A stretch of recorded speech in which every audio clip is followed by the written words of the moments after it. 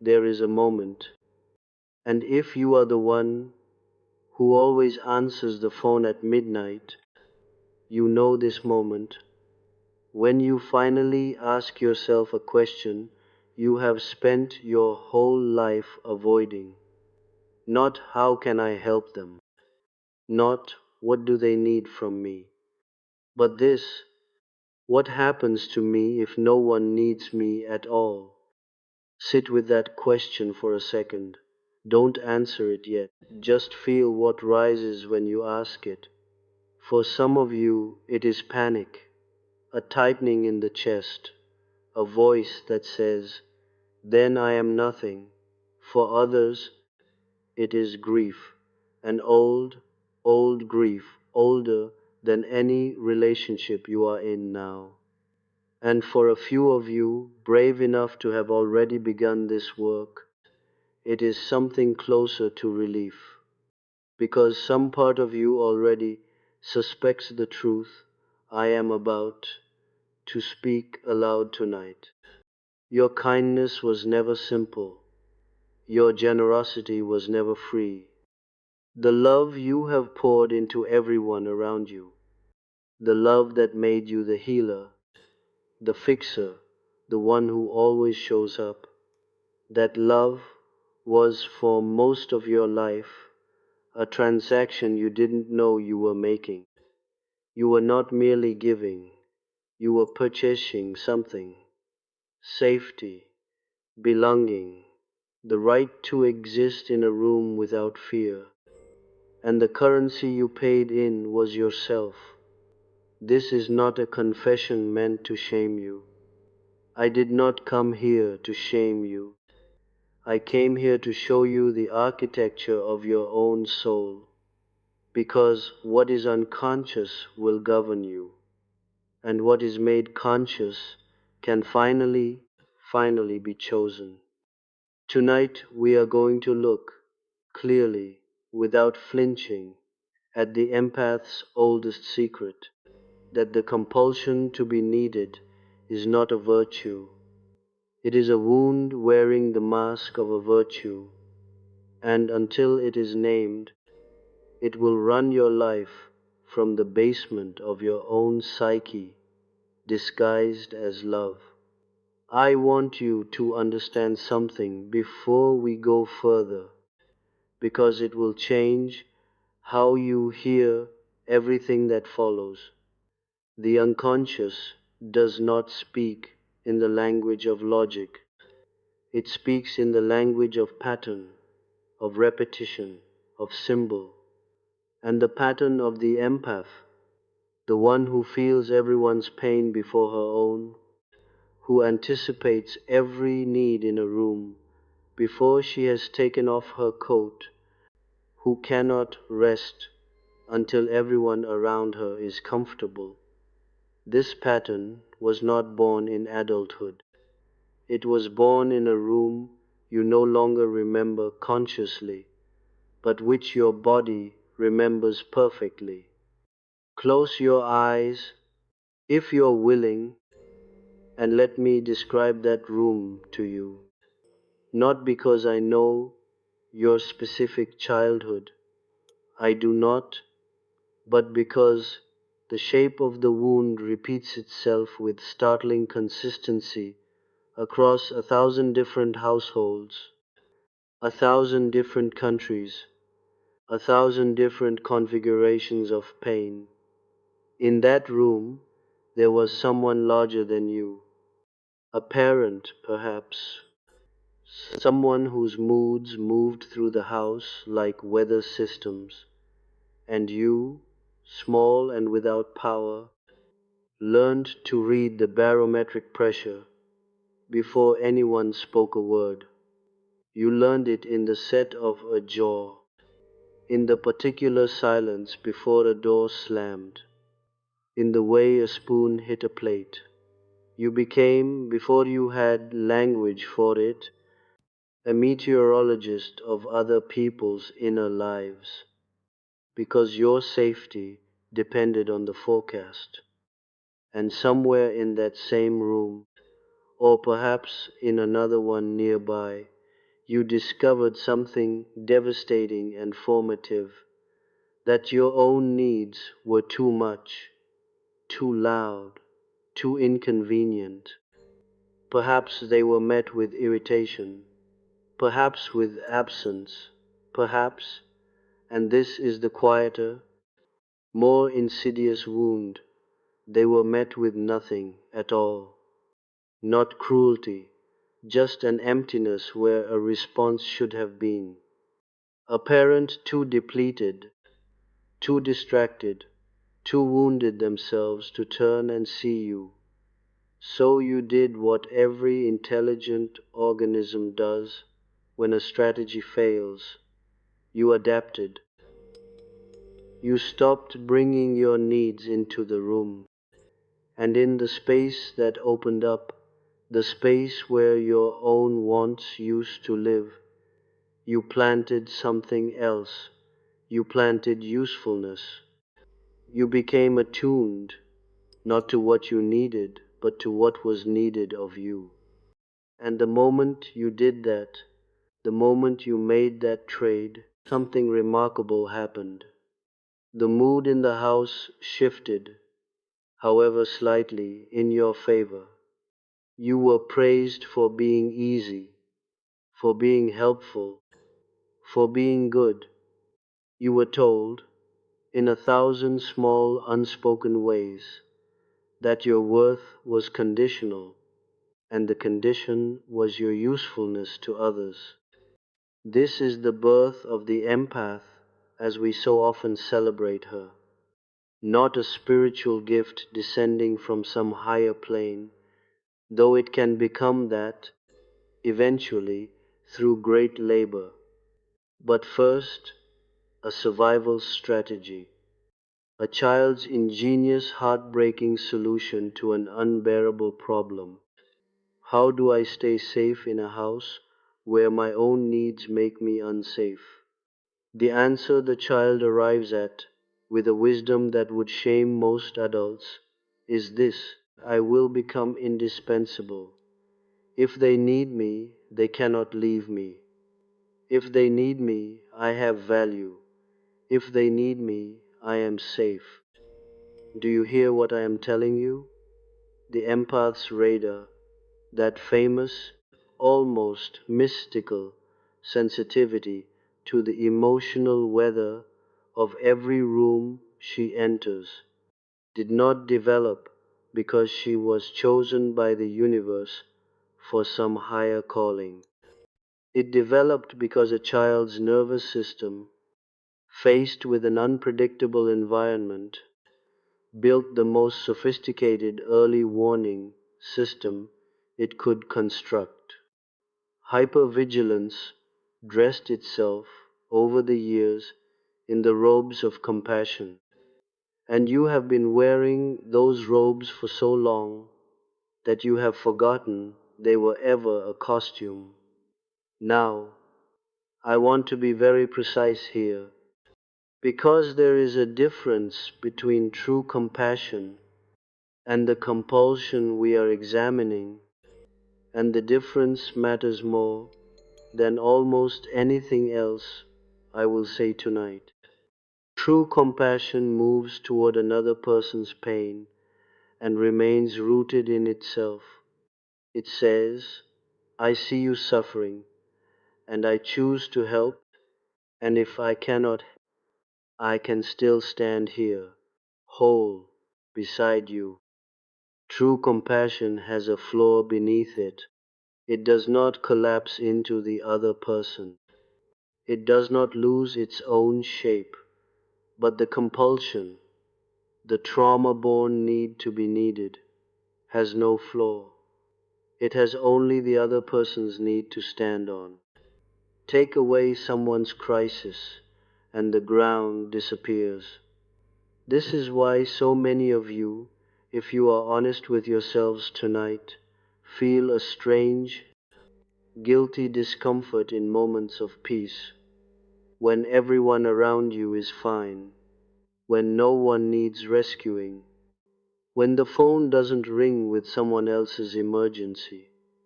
In that silence, Something in you grows uneasy, restless, almost afraid. Some of you have even, without realizing it, gravitated your entire adult life toward people in crisis, friends who are always in chaos, partners who are always almost drowning, because on some unconscious level, their emergency is your oxygen. Their need is the only floor you have ever learned to stand on. This is not a flaw of character. I want to say that again, because I know how loudly the inner critic is speaking right now for some of you. This is not a flaw of character. It is an adaptation, brilliant in its context and devastating in its cost, and it was built by a child who had no other tools available. You did not choose this, but, and here is where the real work begins, you can choose what you do with it now that you can see it. Let us look honestly at the cost, because the empath's world is very good at hiding the cost behind a story of nobility. The story goes like this. I am simply a deeply feeling person. I care more than others. I cannot help but absorb the emotions of the room. This is my gift, and though it exhausts me, it is who I am. There is truth folded inside that story, a seed of something real. Sensitivity is real. Attunement is real.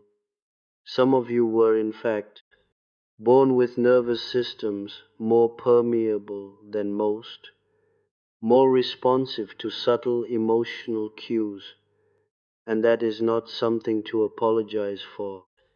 But notice the sentence that so often gets buried in the middle of that story.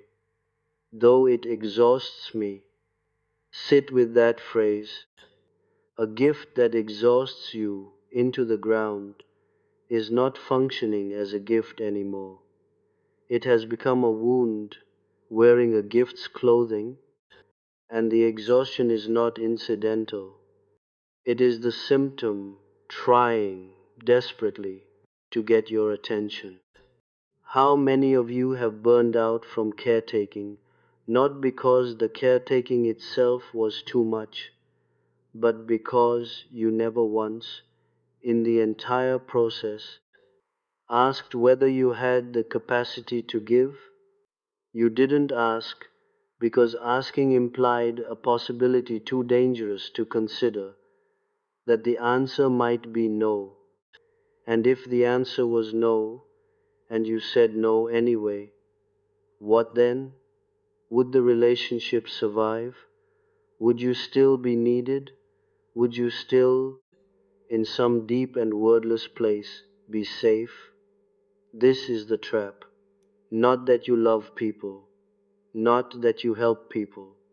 The trap is that your sense of safety, of worth, of belonging in the world has been fused to your usefulness, so tightly fused that the two feel like the same thing, and to separate them feels like a kind of death.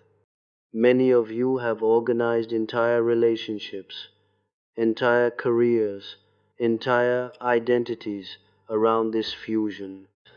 You became the therapist, the nurse, the manager everyone confides in, the friend everyone calls first. And it looked from the outside like generosity. From the inside, for those willing to be honest, it often felt like drowning while being thanked for swimming so well.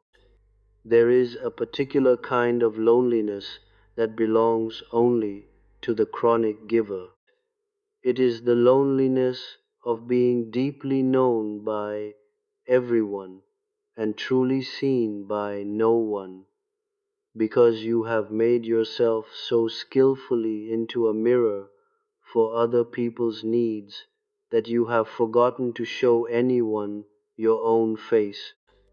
People love you, people depend on you, and still, at 3 in the morning, when the house is quiet and no one needs anything from you, you feel a hollowness that all that love somehow never touches. That hollowness is not a mystery. It is the oldest part of you, still waiting, after all these years, to be asked, and what do you need? I want to speak now about the shadow, because we cannot do this work honestly without it. Everything we push out of conscious awareness does not disappear, it does not dissolve. It goes underground, and from underground, it continues to shape our behavior, usually in the exact opposite direction of our conscious intention. This is one of the great, humbling laws of the inner life.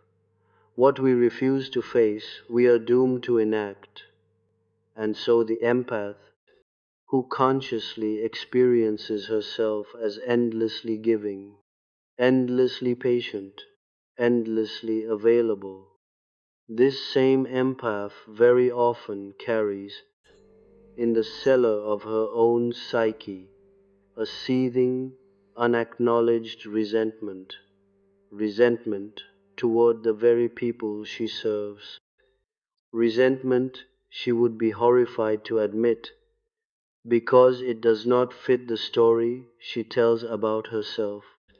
I am not the kind of person who resents the people I love. And yet, be honest tonight, in the privacy of your own chest, has there not been a moment, more than one moment, when you smiled and said, "Of course, happy to help," while something in you screamed silently, "Why is it always me? Why does no one ever ask what I need? Why am I always the strong one?" That scream is not a betrayal of your kindness. It is the truth trying to break through the persona you built to survive. And here is the paradox that so much of this culture gets backwards.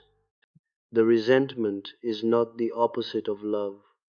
The resentment is what happens when love is not allowed to include yourself. Love that flows only outward, never inward, becomes toxic, not because love itself is dangerous, but because a river that never returns to its source eventually runs dry, and what continues to flow after that is not love anymore. It is obligation wearing love's face, and the body knows the difference even when the mind refuses to. This unacknowledged resentment does not vanish simply because you refuse to look at it. It leaks. It leaks into passive aggression, into sudden inexplicable exhaustion, into physical illness that seems to arrive from nowhere but somehow always arrives after another season of self-abandonment. It leaks into the sharp comment you didn't mean to make, into the withdrawal you can't quite explain, into the numbness that creeps in after years of feeling everyone's feelings except your own. The shadow always finds a way out. The only question is whether it comes out consciously, in a form you can work with, or unconsciously, in a form that wrecks the very relationships you were trying so hard to protect. Let me tell you something about the people around the empath, because this too is part of the pattern, and it deserves to be named without cruelty. The empath does not simply happen to be surrounded by needy people.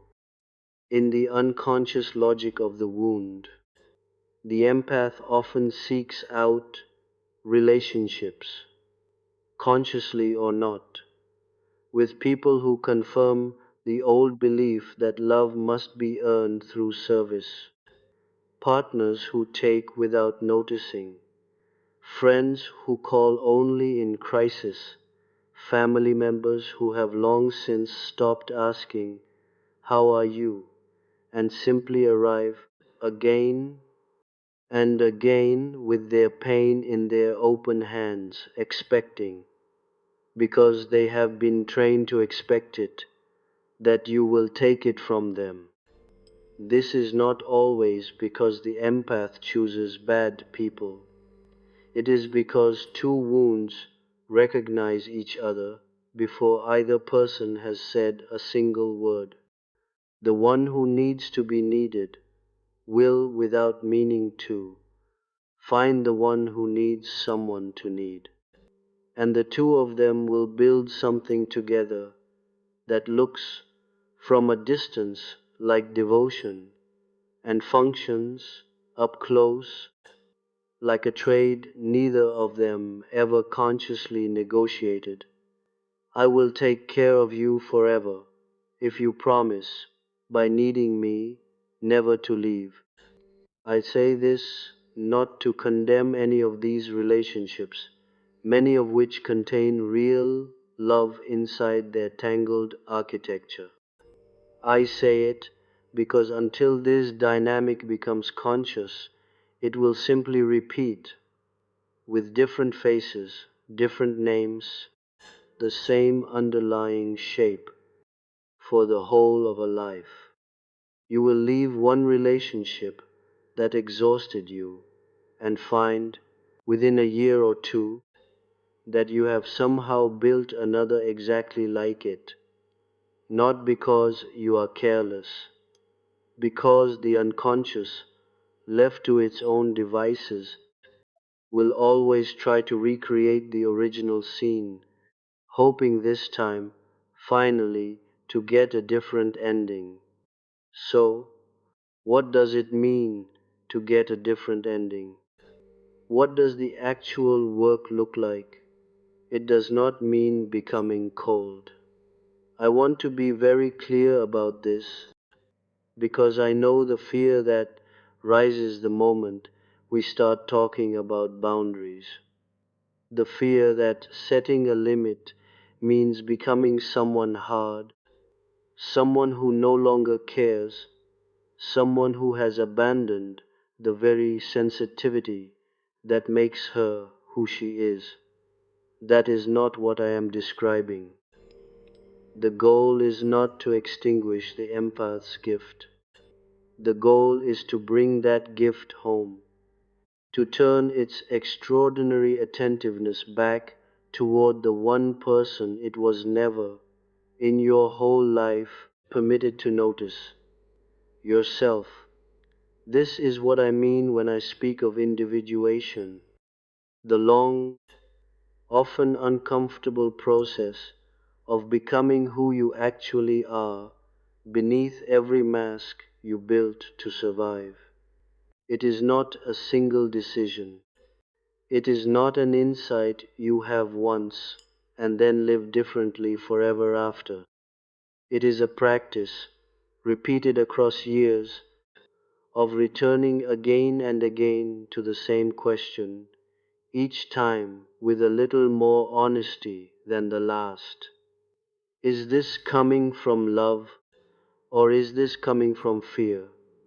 Because that is the real diagnostic, the one you can use in any moment, with any request, any crisis, any person standing in front of you with their hand out.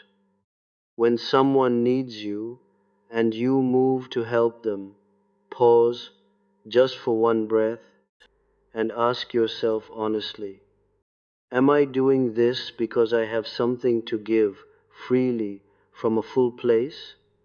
Or am I doing this because some old, small part of me believes that if I don't, I will disappear? You will not always like the answer. Some of you will discover the first time you ask this question honestly, that almost everything you call generosity has actually been fear in a beautiful disguise. That is not a failure, that is the beginning of sight. You cannot transform what you refuse to see, and you have just, for the first time, allowed yourself to see. Let us speak now about the practical shape of this transformation, because insight without action is only a more sophisticated form of the same old trap. And I did not come here tonight to give you something to merely understand. I came here to give you something to live. The first practice is this: learn to sit in the discomfort of not being needed. This will feel at first unbearable. I promise you that. There will be a day, an hour, an evening when no one calls, when no crisis requires your hands, when the world simply continues without requiring your labor to hold it together. And in that silence, something old and frightened in you will rise up and insist that this silence means something is wrong, that you are being forgotten, replaced, abandoned. I ask you, in that moment, not to reach for your phone, not to manufacture a task, not to insert yourself into someone else's problem to relieve your own unease. I ask you instead to stay, to breathe, to let the silence prove, slowly, painstakingly, that it will not kill you, because it will not. What feels like annihilation is only the old alarm system, still guarding a door that no longer needs guarding. The second practice is learning to receive. And I promise you, for many of you, this will be harder than anything you have ever given. Receiving requires a kind of surrender that a lifetime of caretaking has trained you to avoid. It requires letting someone else see you as something other than capable. It requires saying out loud to another human being, I am struggling. I need help. Watch what happens in your body as you imagine saying those words. For most of you, there is a flinch, a tightening, an old shame rushing up to meet the vulnerability before it can even finish forming. That flinch is the wound speaking. And the antidote is not to argue with the flinch, but to act anyway, gently, in small doses, until your nervous system learns, slowly, the way a body learns anything real, that needing someone else is not the same as being a burden. The third practice is boundaries, not as walls, but as definitions. A boundary is not a rejection of another person. A boundary is a clarification of where you end and someone else begins, so that your giving can come from choice instead of compulsion. When you learn to say, I cannot take this on right now, and you survive the disappointment or even the anger that might follow, you are teaching the frightened child inside you something she never learned in that original room, that she can say no and the house will not fall down, that her worth was never actually contingent on her usefulness. It only felt that way because usefulness was the only love she was ever offered. The fourth practice, and perhaps the deepest, is grief, because underneath the compulsion to be needed, there is, almost always, an old and unmourned loss. the loss of a childhood in which you were allowed simply to be a child, without having to manage anyone's feelings, without having to earn your place at the table through service. That loss deserves to be grieved fully without rushing past it towards some tidy lesson. You are allowed to be angry that you had to grow up so quickly. You are allowed to mourn the ease that other people seem to carry so naturally, the ease you had to build, plank by plank, out of sheer will. Grief is not a detour from healing. Grief is the road. I want to say something now about what waits for you on the other side of this work, because I do not want to leave you only with the weight of the wound. I want to leave you with the shape of what becomes possible once the wound is finally seen, when the compulsion to be needed loosens its grip, and it does loosen slowly through exactly this kind of honest attention. Something extraordinary happens to the empath's gift. It does not disappear, it transforms. The same sensitivity that once functioned as a survival radar, always scanning for danger, always anticipating what others required, becomes something entirely different, a genuine capacity for presence. You begin to help people not because you are afraid of what happens if you don't, but because you have something real to offer, and you choose freely to offer it. The exhaustion lifts not because you are doing less, but because what you do is no longer subsidized by your own depletion. You begin to notice, with something like wonder, that people do not actually love you less when you have limits. Some of the relationships built entirely on your self erasure will not survive this change, and that is not a tragedy, though it may feel like one for a while.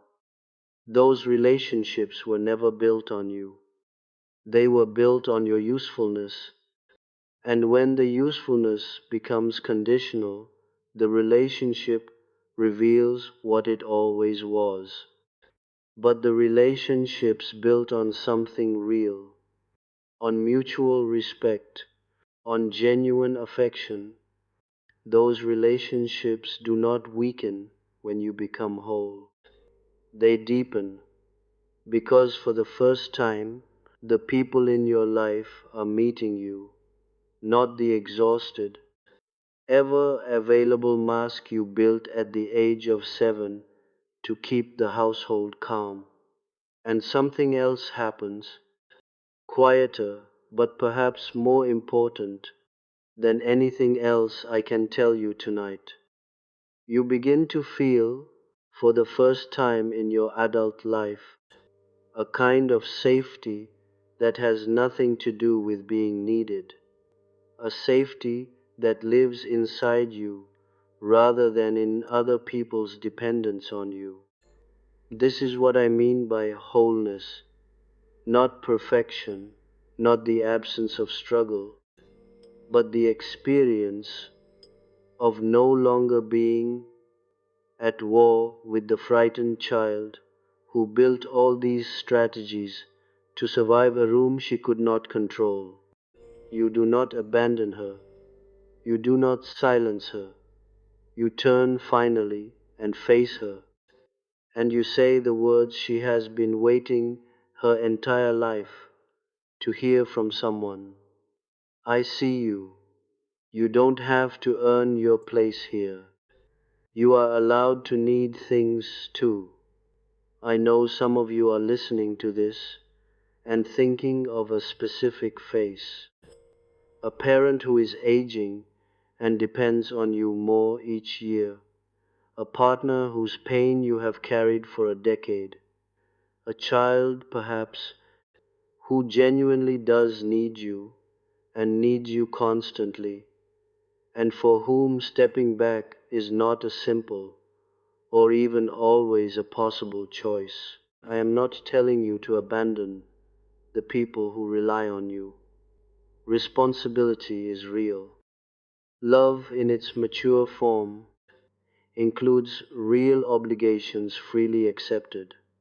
What I am asking you to examine is not whether you show up for the people you love, it is why, and at what cost, and whether any room remains anywhere in your life in which you are permitted simply to exist without producing, performing, or rescuing.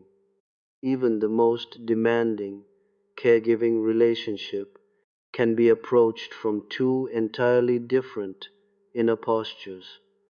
One says, if I stop, I will lose myself, and I will lose them, and I will lose whatever fragile safety I have built.